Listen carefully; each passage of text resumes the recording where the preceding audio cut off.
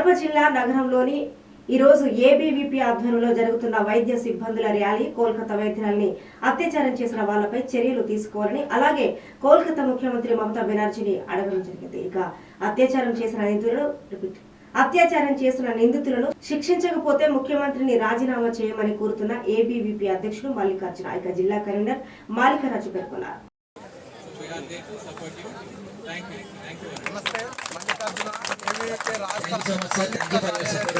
ఈరోజు కోల్కతాలో జరిగినటువంటి వైద్యురాల మీద జరిగినటువంటి ఘటన ఏదైతే ఉందో ఆ ఘటనకు నిరసనగా ఈరోజు రిమ్స్ మెడికల్ స్టూడెంట్స్ శాంతియుతంగా దీక్ష చేయడం జరిగింది. ఈ దీక్షకు ఏబీవీపీ మద్దతు తెలుపుతుంది.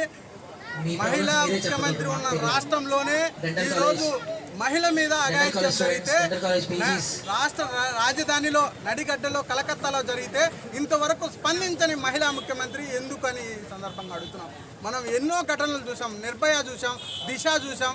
ఇటువంటి అనేక ఘటనలు జరుగుతున్నా ఈ రాష్ట్రంలో కావచ్చు, ఈ దేశంలో కావచ్చు, ఎటువంటి చర్యలకు పాల్పడినటువంటి ప్రభుత్వాలు ఈ రాష్ట్రంలో ఈ దేశంలో ఉన్నాయి. కానీ ఇటువంటి అఘాయిత్యాలు మనం దేశంలో ప్రతి దాంట్లో ప్రతి గంగా కావచ్చు, లేకుంటే వాటర్లో కావచ్చు, గంగా మాత అంటాం, చెట్టును